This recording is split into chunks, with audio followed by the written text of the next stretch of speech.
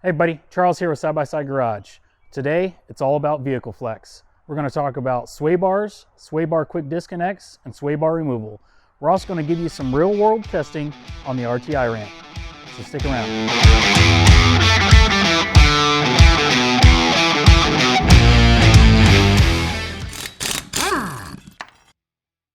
Most side-by-sides are going to have either a rear sway bar or both a rear and a front sway bar. The entire purpose of sway bars is to limit the amount of body roll. So whenever you're going around a corner, the whole weight of your vehicle wants to transfer over to one side and it wants to roll over on you. That sway bar helps keep the vehicle planted, keeps more tires on the ground. So whenever you have a sway bar, it's going to limit the amount of flex that you can have. When it comes to sway bars in the off-road world, they can be both good and bad. If you're doing a whole bunch of high-speed stuff, the terrain's fairly consistent, it's not real rocky, then sway bars can be really good because it's going to help keep that vehicle planted in the corners. It's going to give you more traction. If you're doing a lot of slow-speed stuff like rock crawling, things like that, then a lot of times it's better to actually disconnect or remove the sway bars. That way your vehicle can flex, because as you can see right here, whenever you go up over, let's say it was a rock, this tire's coming up. If your chassis is real rigid because of those sway bars, you're going to start to lift the tires off the ground. So today what I'm going to talk to you about is the sway bars, how to disconnect them, how to remove them, as well as give you some numbers on the RTI ramp right here. To help us visualize the changes that we're making with the sway bars today, I broke out the RTI ramp. RTI stands for Ramp Travel Index. Typically, a ramp is going to be set between 15 and 30 degrees. Most often it's set at 20. And then you're going to drive up the ramp until one tire is trying to lift off of the ground. In order to calculate the Ramp Travel Index, all you're going to do is drive up the ramp until that tire wants to lift off the ground. And then you're going to measure that distance. And then you're going to divide it by your wheelbase, and then you're going to multiply it by 1,000. Today, I went up 74 1/4, which gives me a 643 RTI. A 643 really isn't bad on an off-road vehicle like this. A lot of stock trucks, SUVs, stuff like that are in like the 400 to 500 range. So really it's not bad considering the sway bars are still connected. Some stuff that's going to change, or some variables with this, is going to be like your tire pressures in there, because if you start to air down, you can actually get the RTI up a little bit. In this case, I really don't care. I went ahead and set all my tires at 10 just because I want a consistent means of measuring the changes that I'm making. So I don't want to change any of those variables. I want to keep all those the same. The whole reason you want to either disconnect or remove your sway bars in the off-road world is just to get more flex out of it, because if you have a tire lifting off the ground, you've reduced your traction, your forward momentum. If you can get all four tires on the ground, you're going to have more traction, and it's going to help you climb over that obstacle. Now that we have a real good baseline here on the RTI, we're going to actually go ahead and pull this thing in the shop and remove that front sway bar. That way we can see how much flex it has with the front sway bar removed or disconnected. The easiest way to explain how a sway bar works is going to be that on one side of your vehicle, on the suspension, you're going to have an end link. It's going to be mounted to it. In the case of this 19 Polaris RZR Turbo S 4-seater, the front sway bar has an end link mounted to the upper A-arm right up here. That end link will actually go down to the sway bar itself, which is right down here. That sway bar comes up, it mounts to the frame, it connects to the frame on this side, and then there's another end link, and it mounts to the upper A-arm over here. Now, a sway bar is going to be able to actually twist some, depending on the diameter, if they're hollow, the amount of leverage that you have from the frame mount out to wherever it's connecting to the suspension. All those things are going to change how much force is required to actually get that bar to twist. So basically, whenever you're going around the corner, your body wants to roll over to the outside of that corner, and then it wants to try and lift up that inside tire. So if you've got the sway bar on there, it's going to limit how much it can roll over. The stiffer sway bar is going to limit that roll more, and then if it's a real soft or you don't have one, you're going to be rolling over quite a bit. If you've got a machine that does have a front sway bar, so if you've got like a Turbo S, you've got a regular turbo, maybe you had one of the old 1K Fox edition, they had front sway bars on them. what you can do is actually remove that front sway bar. The reason I say remove is because what you have to do is actually check to see if you're just going to disconnect it. You have to see if there's any sort of interference. On the RZR, you need to actually remove the front sway bar, because if you don't, let's say you just disconnected one side, whenever you start flexing out, the suspension's going to move, your tie rod's going to move and everything, and you're going to actually get interference between the sway bar itself and your suspension. So in the case of the RZR, don't try disconnecting it, just remove it. All right, we're going to go ahead and get this front sway bar taken off of here. So in the case of the Turbo S, just need that 18 millimeter socket and 18 millimeter wrench. You're going to start off with your end links.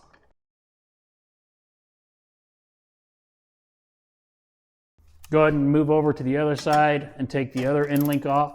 Now that I've got both end links off, I can actually grab my 13 millimeter socket and wrench so I can take off the sway bar mounts themselves.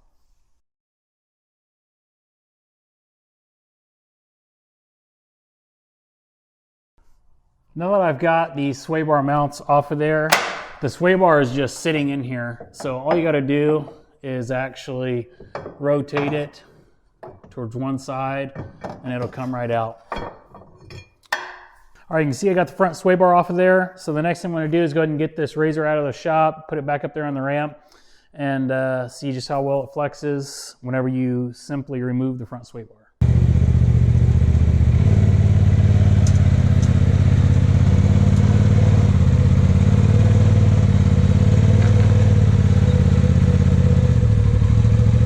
All right, so we've got the RZR back up on the RTI ramp, so we can see how much of a change removing the front sway bar did there.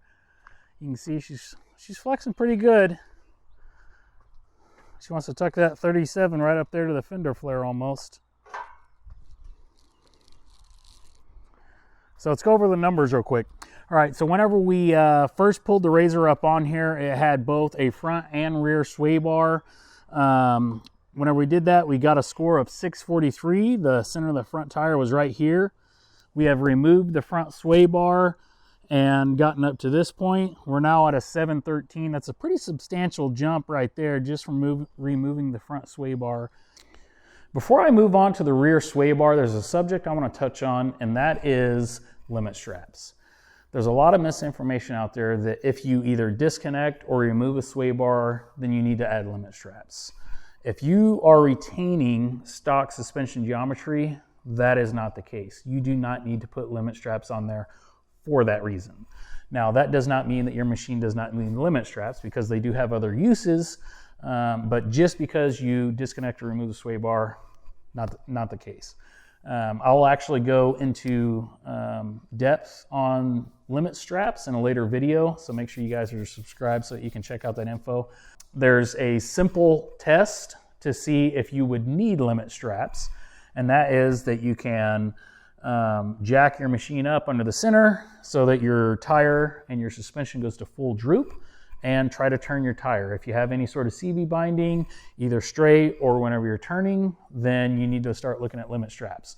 But the stock suspension geometry should not allow any sort of CV binding or anything like that. If your machine didn't come with a front sway bar, or you've already removed it like I have, it's time to move on to the rear and see what options you have. The very first option, if you do a ton of rock crawling, is to simply remove the entire sway bar from the RZR. To do that, you just take out these lower link bolts right here on both trailing arms, and then there's 2 bolts behind here in the frame mount, 2 on this side, 2 on the other side. Sway bar just slides right out. That's really easy, very cheap, being free. However, I wouldn't really suggest that. If you do strictly rock crawling, it's not a bad option. But if you go out and do any high-speed trails at all, then you're going to have a lot of body roll without the sway bar on there. You could go ahead and put the sway bar back on for those trips whenever you're going to do those high-speed trails, but that could probably get a little labor-intensive, putting the sway bar on, taking it off each time. So personally, I wouldn't go that route. Your next option is to remove both of these lower link bolts from the trailing arm, and then you could rotate the sway bar up and you could use some zip ties to the frame up here. I've done that before. It works. You just end up going through a whole bunch of zip ties, as well as the nylock nuts, because you wear out the nylon inside of the locking nuts there every time you put those on and off. The next option you have, which is a little bit cleaner than the zip tie option, is to actually get a kit like this. This is a quick release or a quick disconnect kit from cmbrewerdesigns.com. I'll make sure and put a link down in the description of the video. Whenever you get this, it comes with these two brackets like this, it comes with 2 worm gear clamps, and it comes with 2 pins. This bracket right here just goes right up here onto this frame tube and is held in place by the worm gear clamp. This pin replaces this lower link bolt.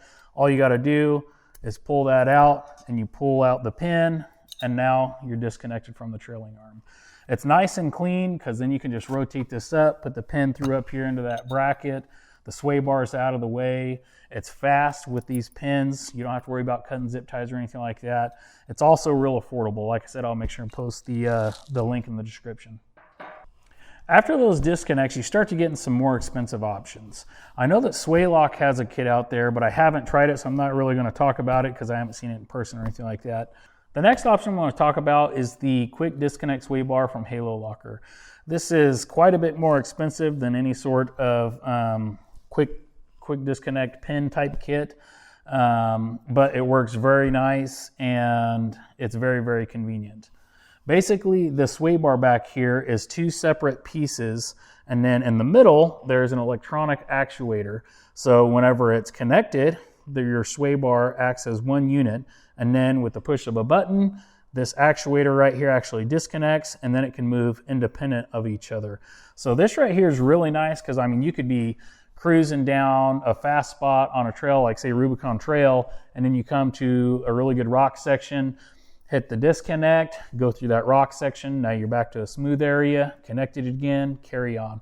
Or if you're one of those guys, say you're running like KOH, I would definitely look at this option right here because you could, I mean, be flying through a little desert section or whatever, and you want that rear sway bar, but once you hit those rock sections, you want to be able to disconnect it and move independent of each other. Another option with this sway bar is that it has 3 different holes on the arm right here. Depending on which set of holes you put this upper link bolt through, it's going to change how stiff or soft your rear sway bar is. The last thing I want to talk about are these gussets right here. This is a completely bolt-on gusset from rockreadyutv.com, and I'll make sure and post a link down in the description. The reason for this gusset is because a lot of guys will tear the weld up here on your sway bar mount from the tube. So this gusset actually connects that sway bar mount up here down here to your motor mount isolator. Something else it does is actually lifts up the front of the motor just a little bit. That slightly improves the driveline angle, and then it's also got a couple extra bolts down here for this, so that way it's not just relying on these 2 vertical bolts through the isolator. Now that I've discussed the options for the rear sway bar, I'm going to go ahead and get this out of the shop, get it back out there on the ramp, and see what the new RTI score is. I'm also going to show you how whenever I push the disconnect button for the Halo Locker sway bar, you can actually see the difference in the flex of the machine. So I'll pull it up on there once with it connected, and I'll back it off, and then I'll pull it on with it disconnected.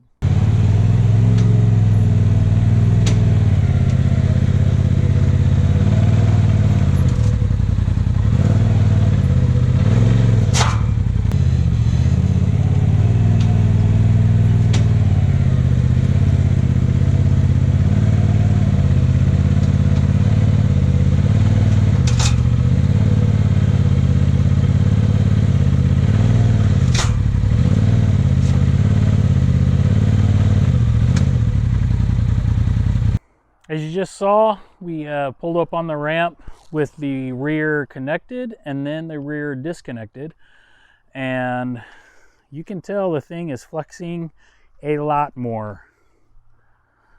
The gains this time were pretty huge. You can see there's a lot more body roll there. Almost maxed out my ramp. That's a 10-foot ramp at a 20-degree angle. With the rear disconnected here, you can see how much flex there is now back here. You can see the difference in where the trailing arms are. See how much that body's leaned over there. So let's go take a look at the score. All right, whenever we started the video off, we had both front and rear sway bars connected. We had a score of 643.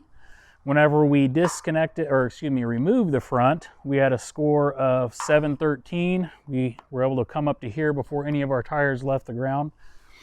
And then no sway bars at all, we've got a score of 885. I do think that I could go just a hair more than where I'm at right here before that tire starts to leave the ground over there. It's kind of hard to tell where I'm at because, I mean, the thing's shifting over there. My makeshift RTI ramp here is kind of moving on me a little bit. But 885 whenever we started off with 643, that's really not a bad gain in flex right there. Just to recap a little bit, if you all are doing a whole bunch of fast trails and desert, dunes, all that type of stuff, it's definitely nice having that sway bar on there connected.